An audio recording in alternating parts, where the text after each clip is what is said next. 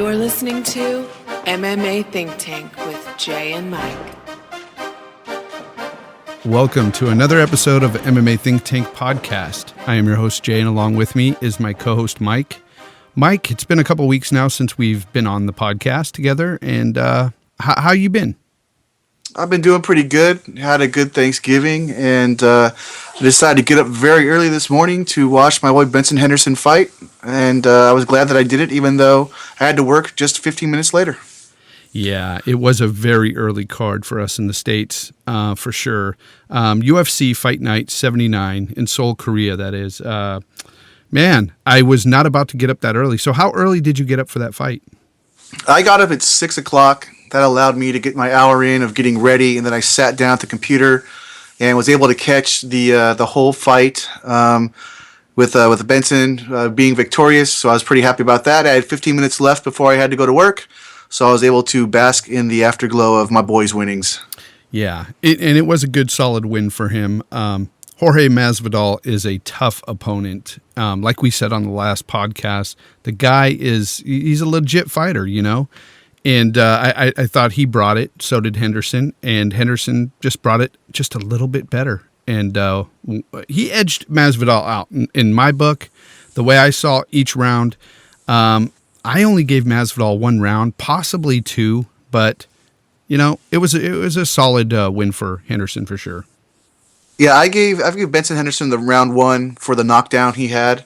And I gave Masvidal round 4 for his grappling and positioning. Rounds 2, 3, and 5 were really close. So yeah. I kind of came at it, but I gave Henderson the 5th, the final round.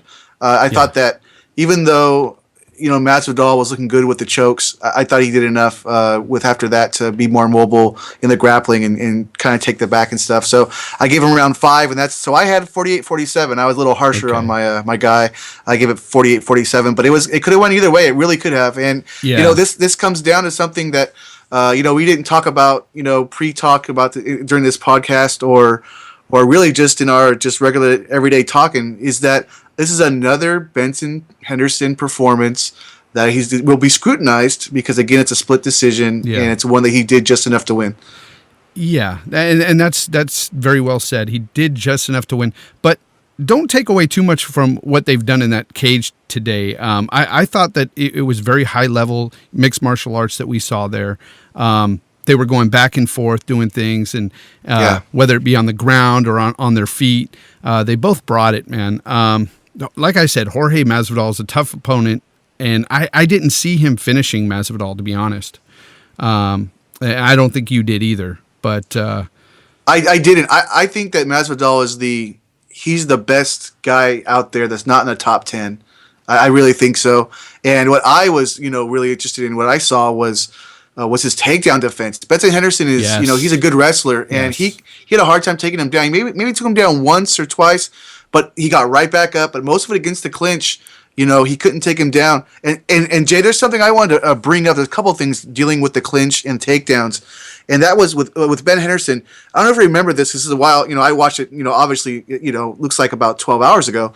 The upward elbows that Benson were threw on at Masvidal while he had him pressed up against the fence were beautiful. Yes, they were. That's something that I had never seen before. And the other thing is, Benson splits. He does the splits to stop the takedown attempt. Yeah. He's done that in the past, and nobody else does that. Yeah. He's just so flexible, that guy.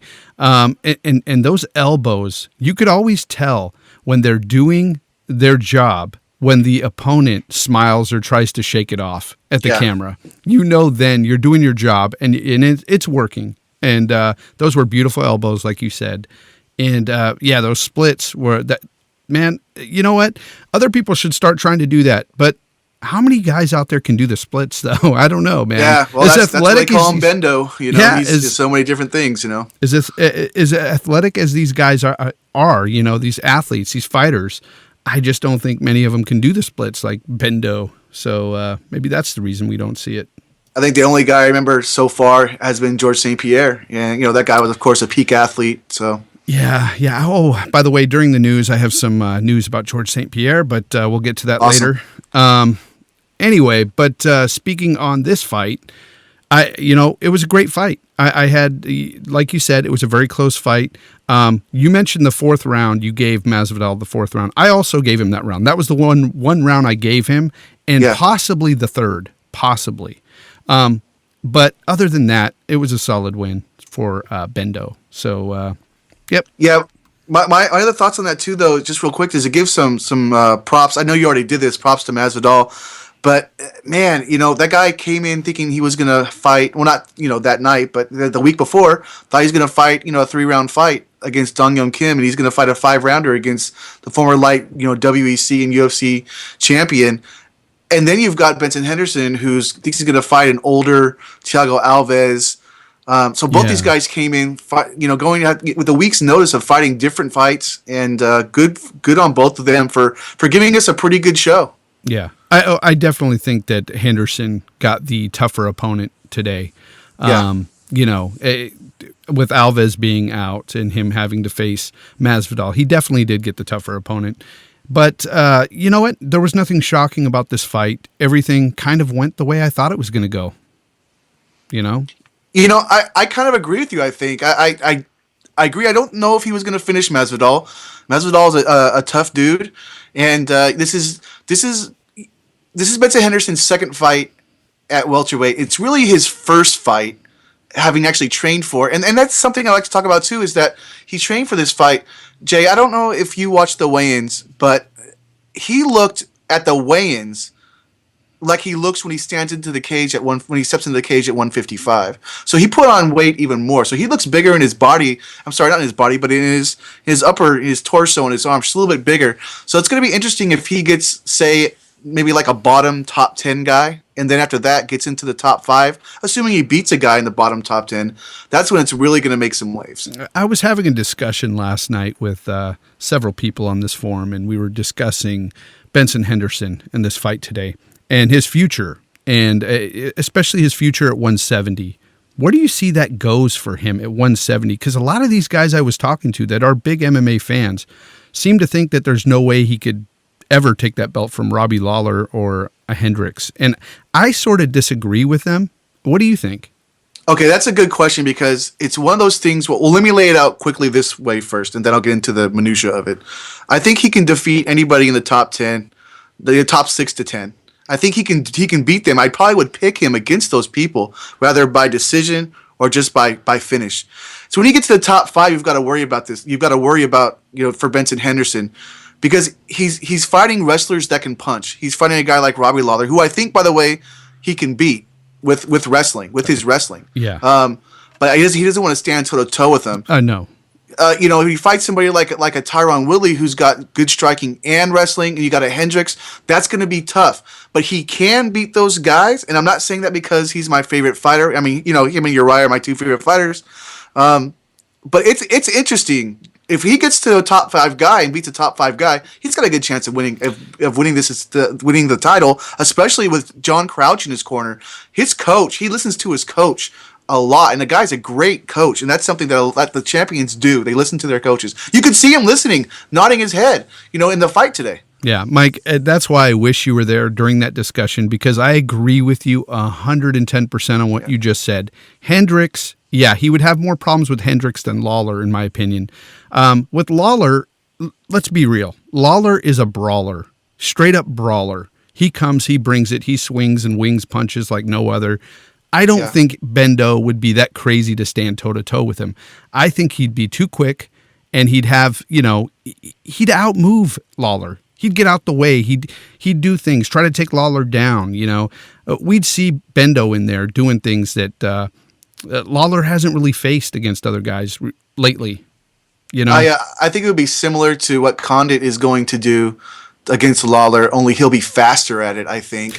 That's it. We brought that up too. We brought up the Condit factor in that situation too, because Condit, like Bendo, is more versatile, in his MMA game, where Lawler is pretty, I don't want to say he's one-dimensional, but maybe he's two-dimensional. He's that brawler. I know what you mean. And he's got a little bit of that wrestling going on. That's it. Yep. Yeah, I agree. So, right now it's working for him, and he's looking better than before. But when you get against a guy that's got all 3 facets of the mixed martial arts game like Henderson has. Henderson's only problem was going to be that he's been a smaller guy for a while, but by that point, his body could be ready for 170. It could finally be peaking for 170. Yeah, he looks to be doing it the right way. He looks great in the octagon. Like you said, he looked great at the weigh-ins. So, man, big ups to Henderson. And I like him at 170. 170 for sure.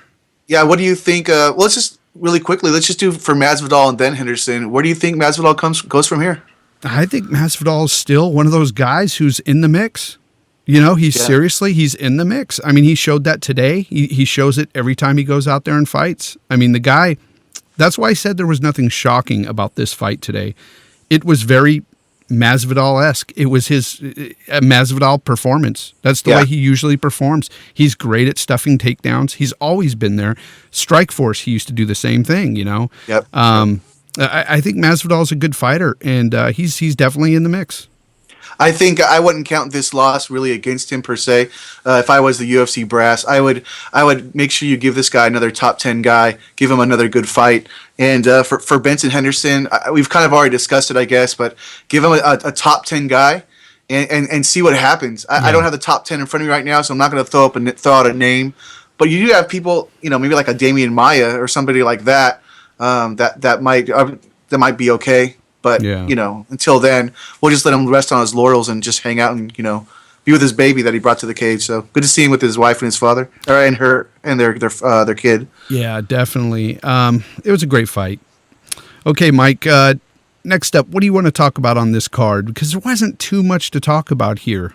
There was a notable slam I wanted to talk about, but we can talk about that after Don Young Kim's performance. That's pretty much it. It's just that's the only other big fight I have really to talk about. Yeah, Don Young Kim. Of course, he fought Dominic Waters, and it went Don Young Kim's way.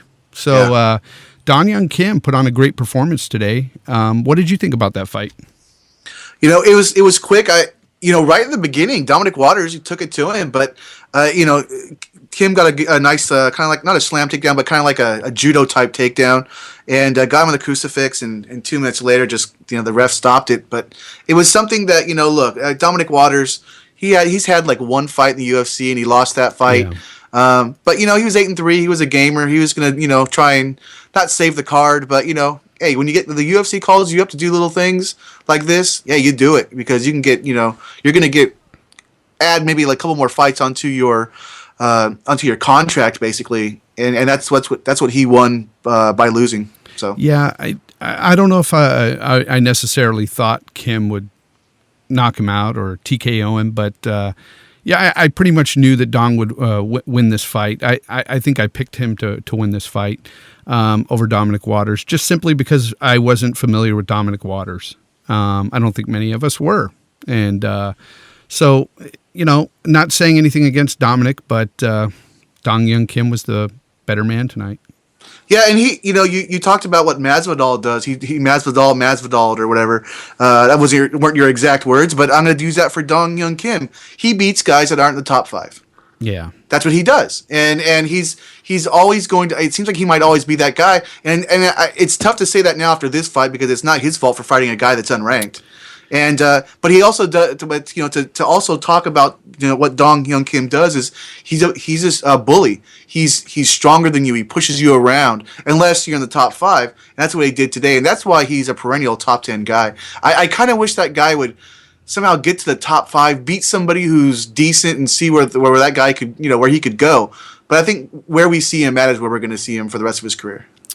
Yeah, I mean, but getting it done like he did it in round 1, it was a quick fight, and kudos to him. Other than that, Mike, there was just one other fight on this card that I thought was notable to talk about, for a second here.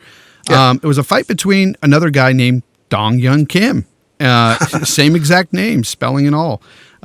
Totally different guy. He fought another guy named Dominic, but not Dominic Waters. We're talking Dominic Steele. And Dominic Steele would be the winner of this matchup. And, it was how he won that was pretty awesome. And we haven't seen slam knockouts. We don't see him that often. So To watch Dominic Steele pick up Dong Young Kim, if you guys haven't watched this, go watch this fight.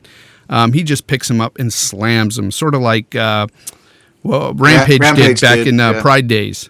It was pretty awesome. What did you think about that? Yeah, I didn't watch that fight, on Fight Pass. I just caught that on another site and just saw like the GIF of, not the GIF, but they just showed it, and I thought it was pretty impressive. Picked him up, and his head didn't hit. I mean, it hit hard, obviously, because he got knocked out, but it wasn't like one of those banging off the back of the mat, where the guy's out. And, the poor guy, Kim, he took too much punishment after that. The ref was a little late in getting there. Yeah, he took punishment before that slam as well. He was getting handled by Dominic Steele pretty well. And it's funny about this fight, because when I first started watching it, I thought at first, I was like, wait a minute, that's not Dong Young Kim. Why do they have the wrong name there? But totally different guy. But yeah, kudos to Dominic Steele. He won the fight, knocking out Dong Young Kim in the first, I think it was round 3. It was round 3 when he did the slam. That's right. Well, I haven't watched that whole card yet because I was at work for a while, so I'll go take a look at that whole fight, see what it was definitely like. But something that somebody I saw in the audience was, maybe just to close out this Korean card is the Korean zombie, Chan Sung Jung, was in the audience. He's been in the military. That's why he hasn't fought in a while. So I don't know if he got leave or if he's out now or what's going on, but it was good to see him in the audience. Yeah, definitely. I miss that guy back in the WEC days. Man, he was just a beast back then. I used to love to watch that guy fight. Yeah, and he also gave Jose Aldo, a pretty good fight in the UFC until his shoulder got popped or something against the mat, and he was still fighting, right. But they finally had to stop it. Dang, I don't know how you remember that stuff, Mike, but you were 100% correct. I just jogged my memory for sure. I was at a Buffalo Wild Wings. I remember the good tasting wings and seeing the Korean zombie, man. It just goes hand in hand, I guess. Yeah, okay. So, Mike, now that we're over that fight card, let's get into some news. News Corner. There hasn't been a lot of news lately, simply because all the big cards are coming up now, and we have a little bit of news. Ben Rothwell is going to be fighting Josh Barnett at UFC on Fox 18. That's July 30th. So you heard me say UFC on Fox, not UFC, Fox Sports 1, which means it's on Big Fox. It's free. It's awesome. No talk yet if that's the co-main event. It certainly could be, because the main event is Anthony Johnson versus Ryan Bader. So I'm pretty sure this Rothwell-Barnett fight's going to be the co-main, and it's going to be a title eliminator. I really believe that the winner of that fight, whoever looks good as the winner of that fight compared to the winner of the Arlovsky-Stipe Miocic fight, whoever comes out of those fights, which are basically a couple weeks from each other, will be the number one contender. That's what I think. Yeah, well, it's really up in the air with that division, to be honest. We talk about that all the time, with that division being so weak. It's just one of those things where you've got Rothwell in the mix now. And, if you were to tell me that a year and a half, 2 years ago, I don't know if I would believe you if you told me Rothwell was in the mix for the belt. On the hunt he's got three fights in a row now, 3 finishes, and he's coming against a guy named Josh Barnett, who I wouldn't know if I'd call him the gatekeeper to the top 3, to the Dos Santos, Cain Velasquez, and Champ Verdum. But if he beats Josh Barnett and now he has 4 wins, that's a good feather in Ben Rothwell's cap, especially the way he's on the mic. And I think they may give him the shot. But Josh Barnett, consummate veterans, fought everywhere, former UFC champ from back in the day. I'm excited for that fight. Yeah. Well, definitely, it's a fight to look forward to. We don't have much to look forward to when it comes to the heavyweight division. So definitely, we've got to grab at anything that they give us right now with the heavyweights. Kind of sucks, but it's just that way right now with the heavyweights. Yeah, it's really just that fight, the Stipe Miocic fight I talked about just a little bit ago with Arlovsky, and then the rematch between Verdum and Cain. I know Cain doesn't get a lot of rematches. Wait, he does. I say that because I'm annoyed by it. But those are the 3 big fights. Everything else is just really back burner for heavyweights. Yeah, definitely. So what else do you got, Mike? Anything else?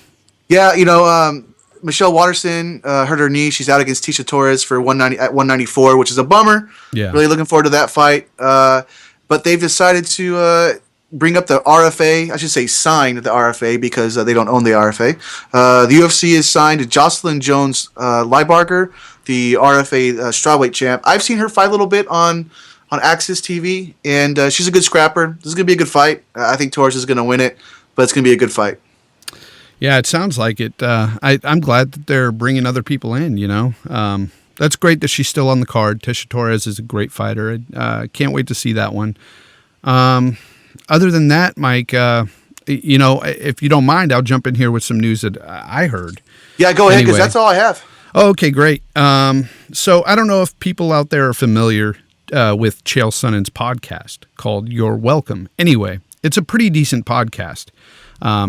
And he had George St. Pierre on there. And George had a lot to say about why he's not with the UFC anymore. And I don't know if you heard about this, Mike. Have you heard? I've seen the headlines, but I've not read or heard it. So okay. Go ahead. Well, to quote George, he says, "I'm going to tell you the truth. If this whole thing had not happened after the fight," and of course he's referring to the Johnny Hendricks UFC 167 fight, he said, "Maybe I would have already been back, and maybe I would have given the rematch to Johnny Hendricks. But it turns out," he says this because I guess he had a little run-in with Dana White backstage about the whole thing that happened, like after the fight. I guess Dana White had come out in the press conference and said that GSP would not be at the press conference, that he got beat up pretty bad, and he's going to be going to the hospital. And then GSP showed up to the press conference. GSP was mad because they were telling him, "No, you can't go. You can't go to the press conference," when he was trying to go to the press conference. Okay. So he was upset because he felt as if Dana White, knowing that GSP was about to retire with the belt, he kind of feels that he wanted Hendricks to take that belt. And Hendricks, so in him telling the people, everybody out there, hey, he's at the hospital, he got beat up pretty bad, he wanted to emphasize that the judges got it wrong.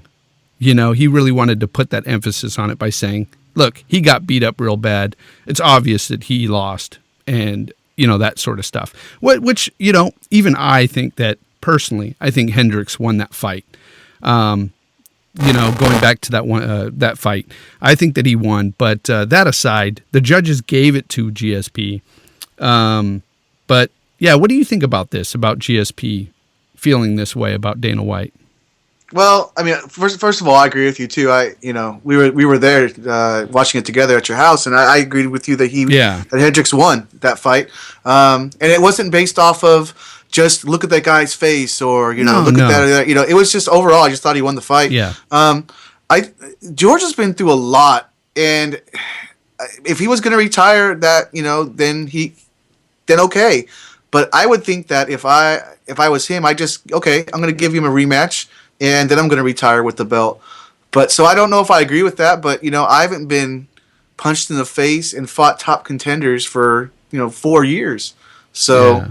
But George is an odd guy though sometimes, man. So yeah. And to quote him again, he said, "I understand Dana was pissed because I was leaving with the belt. I got it, but he could have done it with a bit better class, It also could be sometimes Dana's a control freak when it comes to how he wants things to look, and he said, "Look, go to the hospital, don't worry about it," and then George said, "No, I want to do it," and then maybe he got mad at George, and George came out and did it anyway. But George was messed up, man. He was messed up in that fight, and he was messed up on the mic at the post fight. He really looked bad, and so it could have been. It could have been just for his own well-being. Look, don't go out there. We don't need you, to look like that. But that's between him and George. Man, that's good info, though. Yeah. So it sucks because on one hand, personally, I'd love to see George come back. I think he's an awesome fighter. Yeah, me too. He was a great guy to have in there for the sport. He was a great personality in there. And you don't get too many guys like that, especially guys that are foreign to the States, coming in with accents and stuff that really are polarizing figures amongst the other athletes. And he's very marketable. That's another thing he had going for him too. But yeah, it sucks that we don't get to see him back. and that's the reason for me personally, if that really is the reason why he's not back, I think that's a bit of a poor excuse on his part. I agree. You got to remember too. He went to a sports psychologist for a little bit. I say a little bit, maybe a couple of years at least after he lost to Matt Serra. And there's no problem with going to see a sports psychologist. You got to get your head right. Yeah. If I need to go to a psychologist, I'm going to go to a psychologist. But he's had to do that. And he talked about he's seen aliens and things like that. George is a weird. Now look, if you've seen aliens, I ain't saying you didn't see aliens. I'm just saying he's very vocal about things. And he then got beat by Johnny Hendricks. I think, you think, a lot of us thought that he got beat by Johnny Hendricks. And who's next after that? I mean, right after that, that's when really the next line of guys he was going to have to fight was a real murderer's row. And I think that was also on his head, too, because you got guys like Tyron Woodley, young studs coming up, Johnny Hendricks, Robbie Lawler is starting to come up. Condit head kicked him and hurt him. Condit, that was the beginning of kind of the end. That was, if that fight wasn't right before the Hendricks fight, Jay, I'm not sure, but I think it was. That was the beginning for him. I think it was. It was right before that. He had kicked him and hurt him really bad. Condit did. And he came back and, of course, won that fight. But, that was the beginning of the end. I think you hit it right on the head. Mike, you know what? If that's all the news you have, that's pretty much all I had.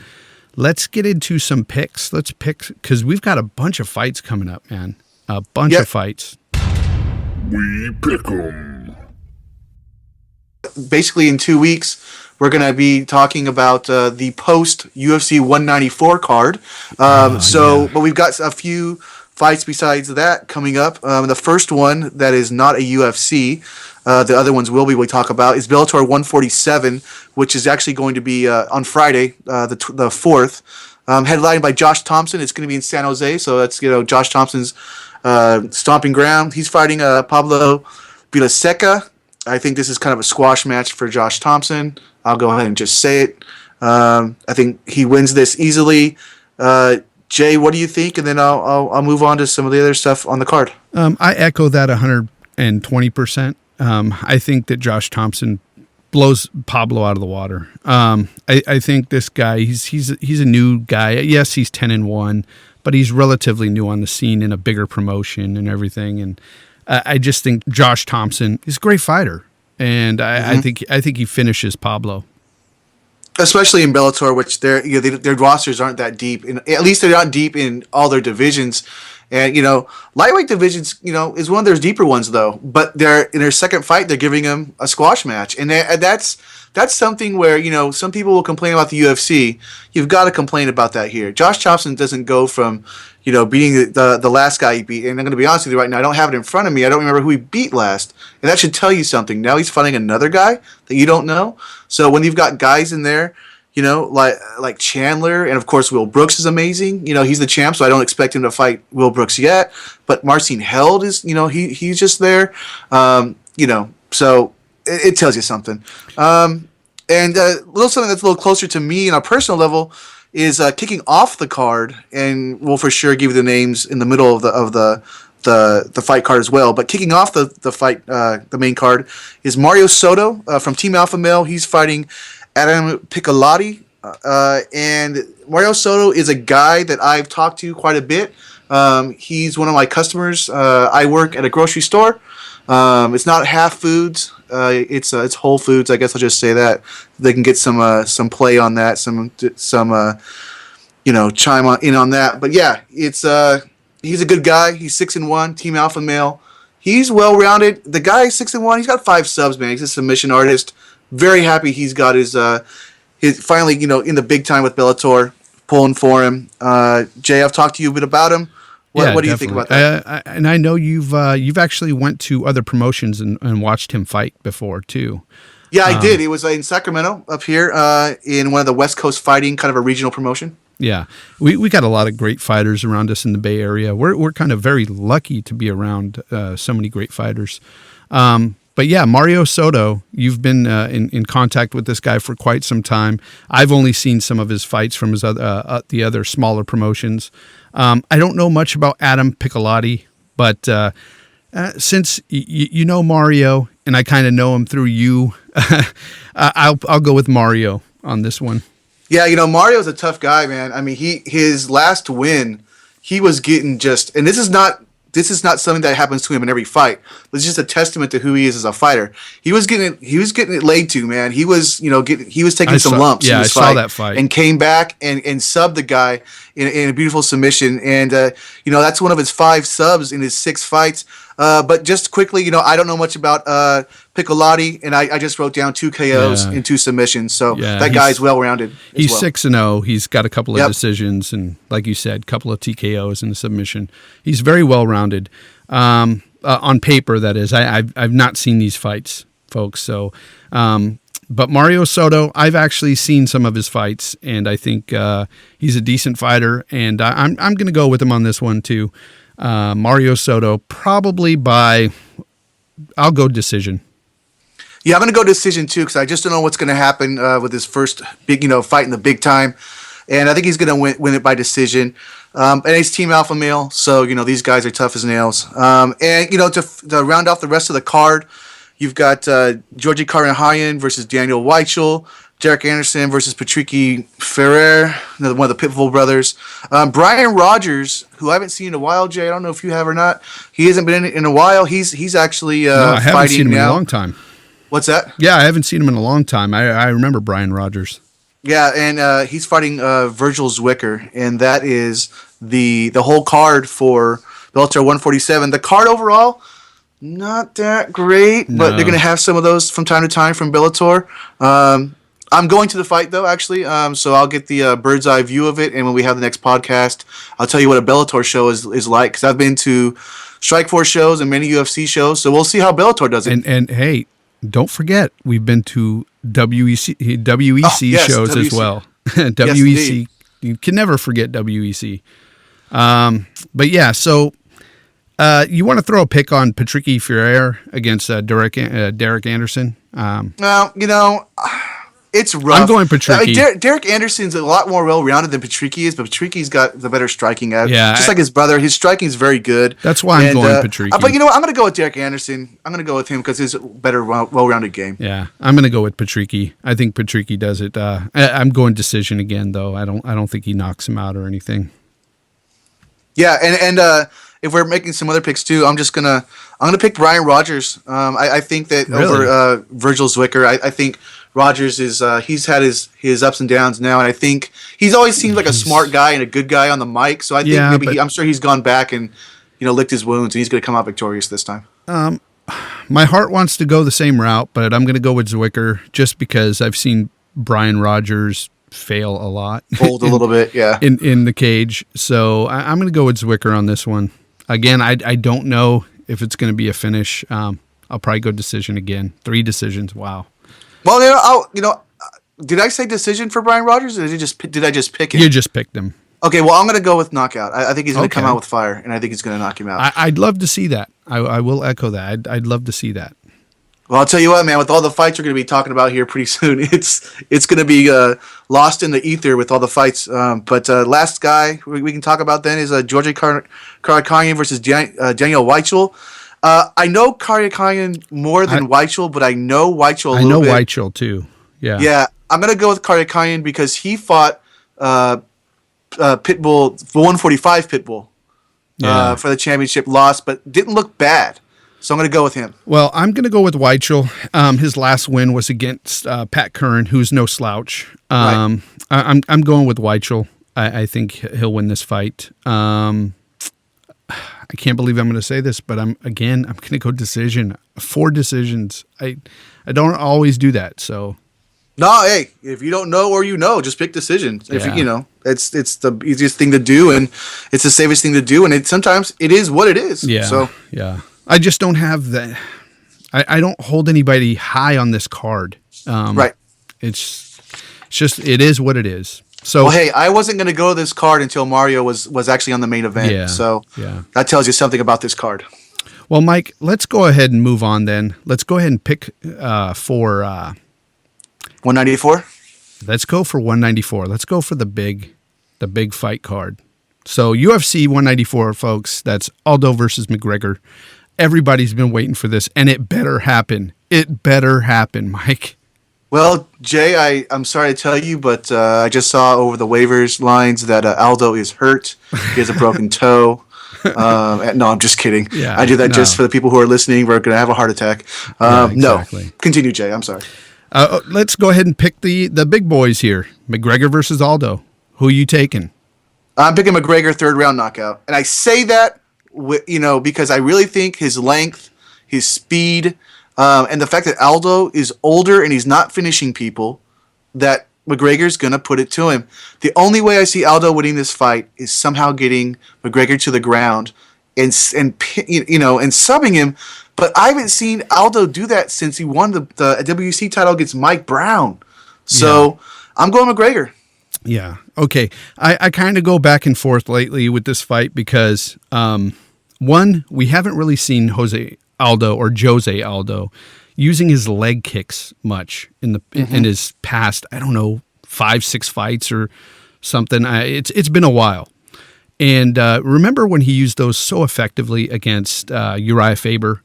We were there at the fight, matter of fact, in WEC. He used them so badly that Uriah couldn't even walk or stand on his leg.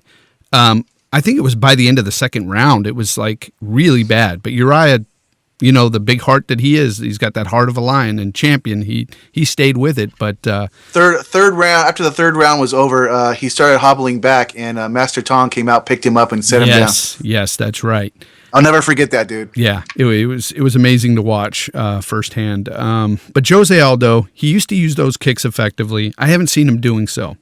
So, I was thinking in the past, McGregor fighting Aldo, if Aldo's going to stand toe-to-toe with him, I thought McGregor's going to smash him. But then recently, I just caught a video of Aldo practicing his leg kicks again, and he says that he's going to use them against McGregor. That kind of throws a wrench into my pick here. Okay. I'm not saying that Aldo will definitely win because of his leg kicks, okay? Because McGregor is a fast guy. He can move out of the way. He's got good movement. And if he connects with that left hook, it's over. It's lights out. That's what I was going to bring up, his movement. Yeah, I hear you. So I go back and forth here, but I'm still going to go McGregor, and I'm going to say, you know what? I hate to be a copycat here, but third round knockout. I think McGregor will probably knock him out in the third round with the left hook. Well, that sounds good, man, because we just had 3 fights where we were disagreeing with each other, man. So it's nice that we're back in the saddle together again. Yeah, definitely. But like I said, man, if Aldo goes in there with leg kicks, it could really throw things, it could throw this whole thing off balance for me. But McGregor, I think he's a smart guy. I think he knows to get away from that. So we'll see. We're gonna see by the third round. I know I picked McGregor in the third, but we'll really see in the third round, I should say, what kind of fight we're gonna have, because the first round generally, is that at least from Aldo, process. Aldo takes the first round off, and then after that he starts to implement his game plan in round 2. So we're going to see after round 2 or 3 what this fight's really going to look like. The thing is, if Aldo starts coming in throwing hands, I think he's getting knocked out. I think he's getting knocked out 100%. Right? You can't come into McGregor throwing your hands, especially if you're not very good with them. I'm not saying Aldo's not good as a boxer, but he's no McGregor. McGregor will knock him out. So yeah, you bring up some good points. And the one thing that I've been telling people too, though, is that, and if he does bring the kicks, maybe that'll be something different that he hasn't done in a while, like you said. But the things that have been happening is that he's been beating guys by decision. Yes, like guys like Ricardo Lamas, he should be putting away. Chan Sung Jung, put him away. Why not? Mark Hominick. Why are you not putting Mark Hominick away? And don't you think if you were to use these leg kicks like he did against Uriah, against those guys you mentioned, he would have easily beaten them, finished them?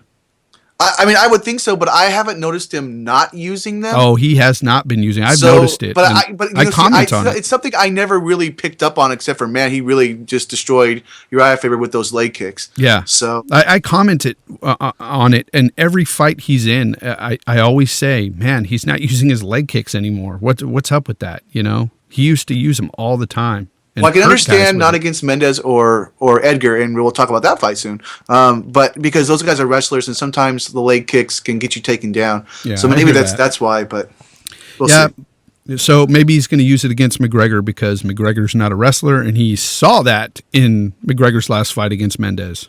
And I think he should at least try it. If he doesn't try it, he's I don't know why. But like I said, I'm picking it McGregor, 3rd round, KO.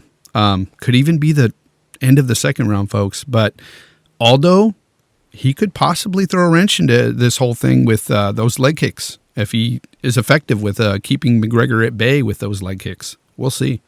Normally I'll ask you the question, or you'll ask me the question, where do you think the winner goes or the loser goes? I'm going to tell you what, man. We've got so many great cards or fights to call today, man. What I say we just move on. Yeah, let's and if move on. If we have time, we'll get into that later. Sound good? Okay, let's go ahead. On this same card, we have, I can't believe it. I laugh because it's such a great card, Mike. We have Weidman versus Rockhold. I cannot wait It's for an this early fight. Christmas present, man. It I really is. cannot wait for this fight. I think I'm almost as pumped for this fight as I am for Aldo versus McGregor. I really am. Is it because Luke Rockhold won't shut up, or is it because you like the matchup? I like the matchup. I love the matchup. And I don't listen to all that bickering and that Twitter war stuff. It's just, it gets crazy. Sure, I like to look at it and laugh every once in a while, but yeah, I don't get too involved. But when it comes to Rockhold versus Weidman, it's very much style makes fights, and this is one of those fights. So, I mean, who are you picking here? I've got my thoughts. I'm picking Weidman big. Yeah, At the Big? house. I'll tell you why. Because Luke Rockhold, not just because he talks too much stuff, he sounds like a guy who's trying to get himself hyped up to win this fight.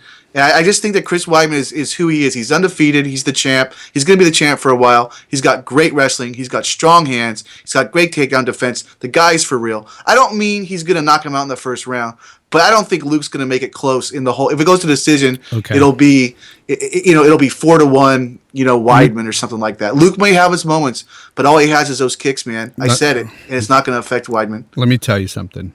I'm going to be the crazy one here. I think Luke Rockhold is going to finish Weidman.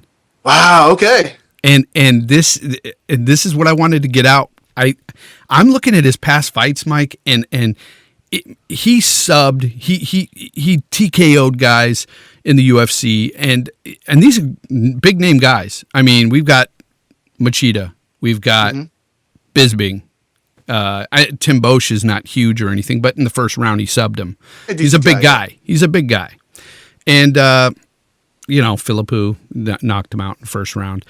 I'm not saying he's going to knock out Weidman in the first or second round. I'm not going there. But I'm saying this is a 5-round fight, and I think that after seeing Weidman go 5 rounds with Machida, he won that fight, don't get me wrong, but it wasn't a fight that I would say he looked spectacular in against Machida, and it's an older Machida. I think Luke Rockhold, being a young guy himself, I think he's going to take this fight. He's going to take the belt. Now, see, that's where you bring up the age, and that's where I was going to bring up against your argument. But that still would hamper my pick as well, because you're right. Rockhold is a young guy. He's not older. However, Rockhold, he beat Bisping, who's old. He beat who are the other guys you just said? Well, he actually beat Machida, whereas finished Machida, whereas Weidman didn't. And he lost, but he lost to Belfort, who I know Belfort was probably still on the sauce, the TRT-ness, but he got knocked out by that, and that's why I'm picking Rockhold. I think Rockhold's just a tough son of a gun that's going to be able to take it. Actually, you're picking Weidman, right? That's what Did I say Rockhold? I apologize. Yeah. I apologize. Yeah. Well, we're back at odds, Mike. I'm picking Rockhold. You're picking Weidman. I think Rockhold is going to be the new champ. So you're picking him big, just like I'm picking Weidman big. Yes. That's awesome. So during this fight, it's going to be me against you sort of thing. We're going to see who prevails. It's going to be a text war, man, after every round. Yeah. Who do you think got it? My guy got it. No, my guy got it. Anyway, folks, tell us what you think about this fight. Email us, phone in, write us on the YouTube, comment. We've got a YouTube page. Yeah, do the Facebook as well. Just Facebook, yes. let me tell you, it's gonna. Since we both are strong on our picks, I'll tell you where I think it comes down to, and it's gonna be the wrestling. Can Chris get it down? Can Rockhold stay up? Do you agree with that, or where do you think it's going to be found at? These two guys are both tough SOBs, Mike. I think it's gonna come to whoever takes. If Weidman takes down Rockhold, it's going to be a little harder for Rockhold to win this fight for sure. Rockhold's a bigger guy. It seems he's a big guy. He is a big guy. But I think he's tough as nails. I think he's going to take this fight. I really do. I think he's going to shock a lot of people. All right, well, there you go. That's what we got on that one. How about Jacare Souza and Yoel, Soldier of God, Romero? And that fight is basically a number one contenders fight. Whoever wins that fight's probably going to fight for the belt against either Weidman or Rockhold. So, correct me if I'm wrong, but this is Stoolgate against Souza, right? Yes, it is. Okay. Yes, it is. I'm going Souza hands down. Jacare is a beast, and he looks to be becoming even more of a beast in the UFC. This guy just seems to be getting better, Mike. Yeah, and he's angry. I agree with you. He's going to win this fight, and he's angry that Luke Rockhold got this title shot. He thinks that he was leapfrogged over, and Jacare is such a fantastic submission guy. I mean, he's a good guy in general. He's well-rounded, but man, that whole crocodile walk he does, it's just, he's a complete fighter. He's fun to watch. He's a good dude. I just think that Romero is a powerful guy. He's a sure guy. He's sure of himself, but you get to a point where you can't beat these guys anymore, and he's at this point now. Yeah. Ромеро could beat the guys before. He's not going to beat this guy. He's meeting a guy in Jacare that's just so much more well-rounded than Yoel. He's got all facets of the game down.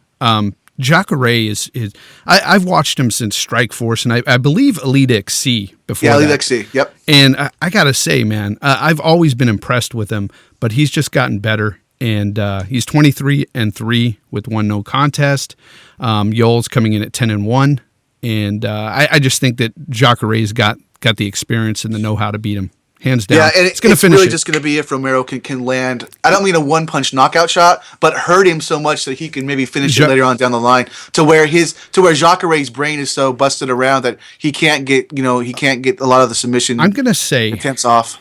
Yeah, I would agree with that, but I'm going to say this is going to be a probably second-round submission by Jacare. I agree.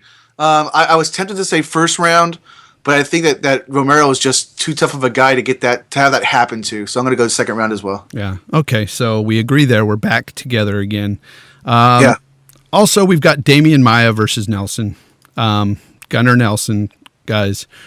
Gunner's looked good. He's 14-1, Mike. But you got Damian Maia, who seems to be getting better. Yeah, and it's the old guard versus the young guard. Not that Damian Maia is a super old guy, but he's been around for a while. He's been the best UFC. He's a welterweight currently, but he was in the middleweight for a while. He was the best submission guy at middleweight, and both these guys are great submission artists. And it's tough for me on this fight because they're both great fighters. So I'm going to go with youth this time because I think with McGregor on the card and with Nelson being a training partner and just riding that wave of just awesomeness, I'm just going to go with Nelson. And I realize that doesn't have much to do with that pick on technique, but I think their technique just kind of balances out enough, to where I'm going to go Nelson. I think so too. I'm going to go Nelson as well. We're back together again here. Gunner's going to win this fight by decision, though. It's going the distance. Oh yeah, I agree. And you know what? I'm gonna call something that's gonna happen in the fight. Usually we just talk about who's gonna win and how, but I think we're gonna have some really good grappling in this fight. Oh, definitely. So I mean, a lot of times guys cancel each other out. If they're both great wrestlers, they won't attempt to wrestle. They'll just punch. They'll just strike. And same thing with Brazilian Jiu-Jitsu guys. But I think these guys, this is a point of honor with them, and they and I think it's going to be a really good grappling match. And these are the types of fights that I like to watch. I love to see the grappling back and forth and the canceling each other out and stuff. It's awesome to watch. Just one of the many reasons why I love mixed martial arts. Yeah, and something that's similar but different is the striking match also with Holloway and Max Holloway and Jeremy Stevens. Yes, that is something that we like to watch for striking. Mm-hmm. You and I both agree we're into the grappling more than striking. But man, you get two good strikers, and you've got Max Holloway and Jeremy Stevens. That's going to be fireworks. Yeah, this is a tough one to call, to be honest, because they're both great. They're great punchers, but I think Max Holloway might have a bit more game than Stevens has. He might have more tools in his arsenal, so to speak. I'm going with Max Holloway here. I think he's going to finish this one too in the third. It's going to be tough. If this would have been Stevens a couple of years ago, I would have went with the finish with Holloway with you. He's gotten What's better. That? He's gotten better. Stevens has gotten better. And that's what I was going to say, is that over his last two fights, he's looked better. And I'm going to pick Holloway by decision, but I think this is going to be a really good fight. I think guys might get dropped in this fight, but come back. And this card is just so great. This card cannot suck. It just can't. No. So that's all I've got to say about that. But really quickly, I know I just said we probably won't talk about this type of thing, but Holloway's on that run. Just really quick for me, Jay. He's on that run. He wins this fight. What, 2 more fights, and he gets a title shot? 1 more fight? I say 1 more fight. Yeah. Okay. One more. Yeah, one more.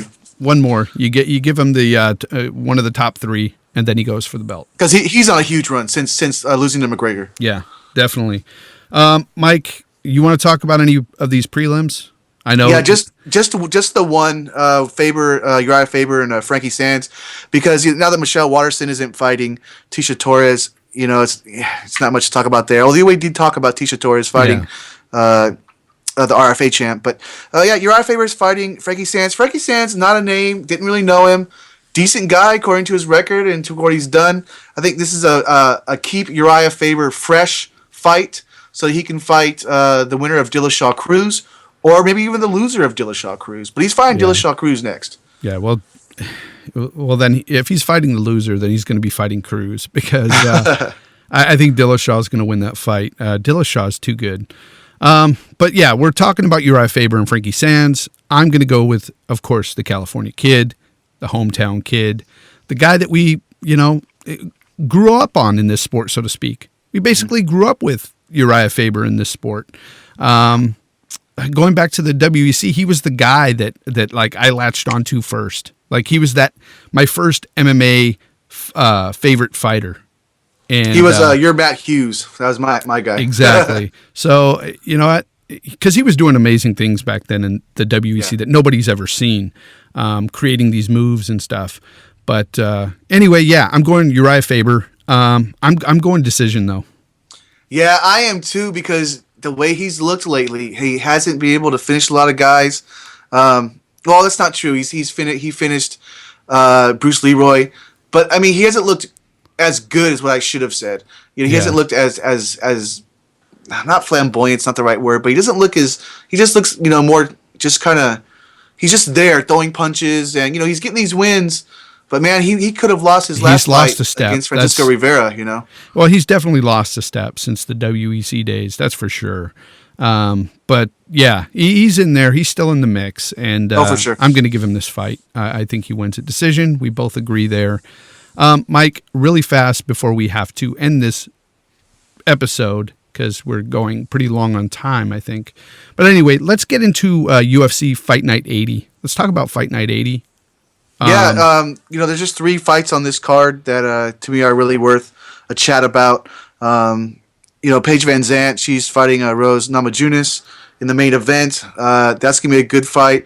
We've got Sage Northcutt coming off his first big win in the UFC, fighting Cody Pfister, and Michael Chiesa against Jim Miller. Go ahead, Jay, on what you want to talk about there. I think that Rose Namajunas is definitely the strongest opponent that Paige Van Zandt will have faced. I think that it's one of those style makes fight that I think is so tough for her. It's not that Namajunas is possibly the best fighter she's faced, but it's going to be the one that, is going to give her the most trouble, I think, or the most run for her money.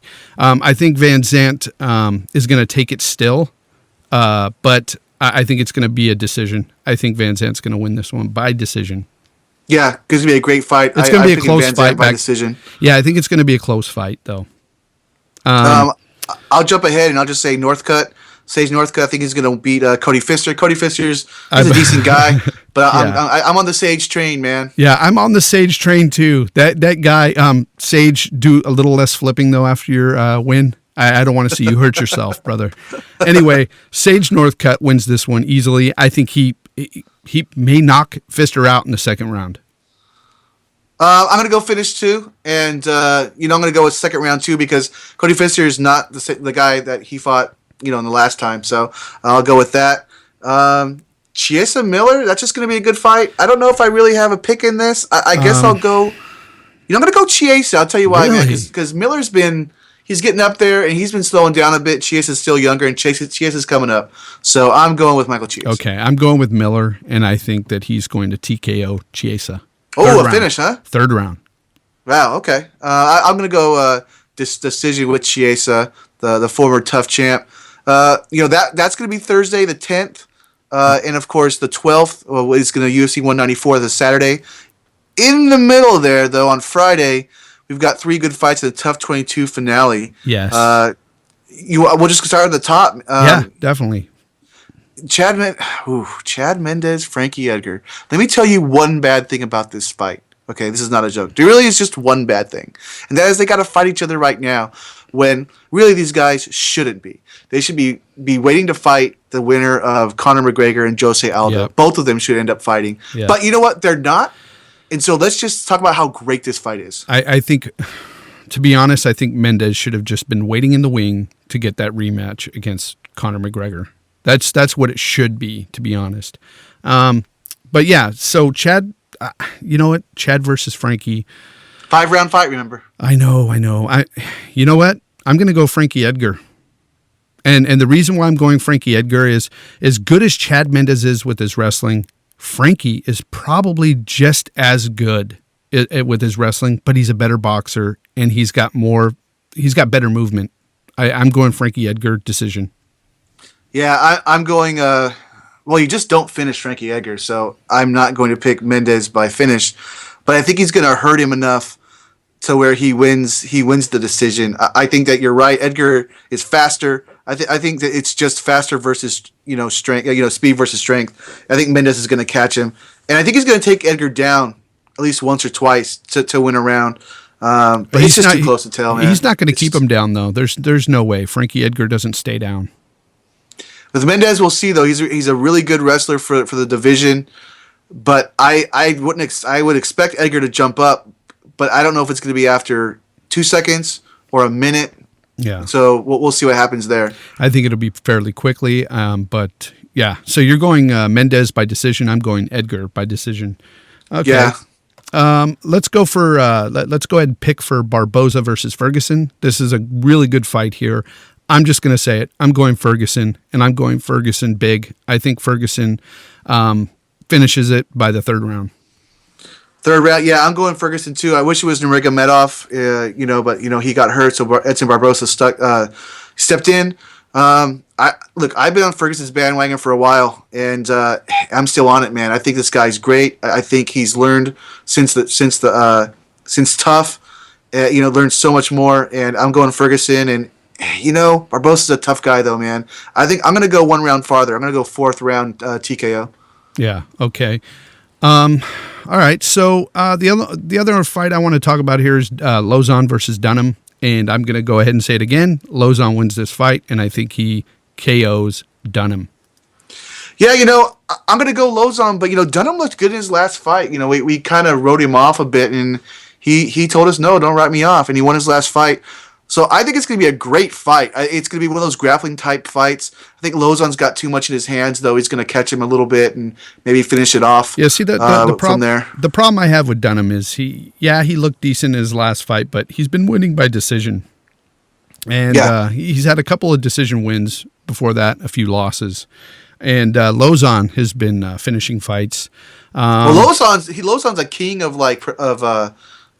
fight night. Yeah, he is. What's it called? When you get the money at the end, for having the Fight of best the performance. There we go. Yeah, like fight of the night bonuses. Yep. Yeah, exactly.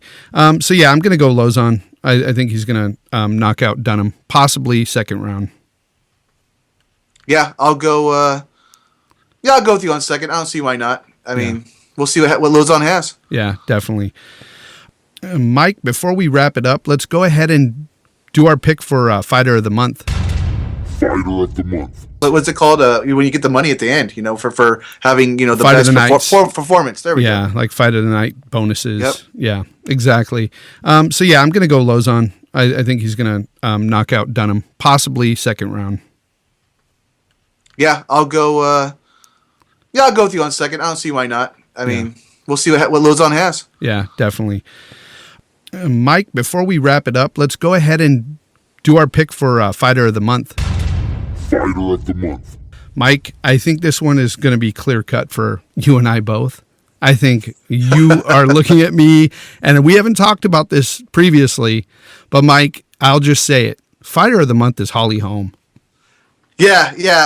Not much discussion on that, obviously. I was, what I do with my Fighter of the Month when I pick the fighter is I go to MMAJunkie.com. There's a little plug for you guys. I'm sure nobody knows about you guys, MMA Junkie, haha. But yeah, I click on the events, and they show you basically the results of all the most recent events. And so I just scroll through and see, okay, UFC, Bellator, World Series of Fighting, and I see what's happened just to refresh my memory. And I looked at, Daniel Strauss. Yeah, he got to fight. Yeah, it's a good fight. Maybe it's him. And Mark Hunt. Yeah, it's a great, knockout first round. And then, Holly Holm. Yeah, that's it. Yeah, it was a no-brainer. Yeah, well, I didn't even have to look it up. I just kind of quickly thought in my head, Fighter of the Month. Oh, yeah, Holly Holm. She beat one of my favorite fighters out there, Ronda Rousey, dismantled her. I watched that fight. Shocked the world, man. Shocked the world. I watched it again, and it was just total domination, and she had the perfect game plan, and it was beautiful, and she needs to be recognized for that. So Holly Holm, you are both Mike and I's Fighter of the Month for November 2015. Yeah, and Jay, I think that's the first time we've had the same Fighter of the Month. That's right. Yeah. So, folks, if you out there want to send us your Fighter of the Month, go ahead and do that at MMAThinkTank@gmail.com, or go to the Facebook. Let us know who you think your Fighter of the Month is.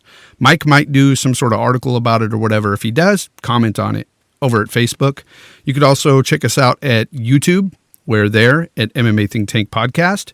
And on Twitter, MMA Think Tank PC. That's MMA Think Tank PC. Find us on Twitter.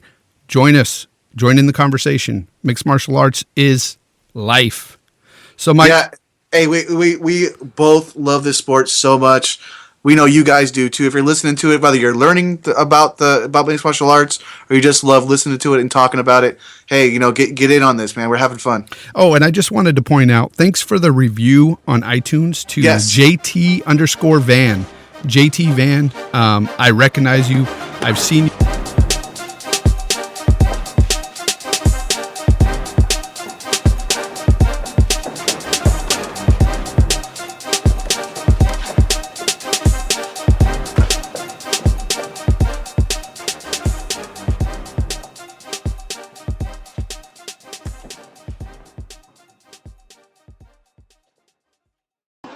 We go.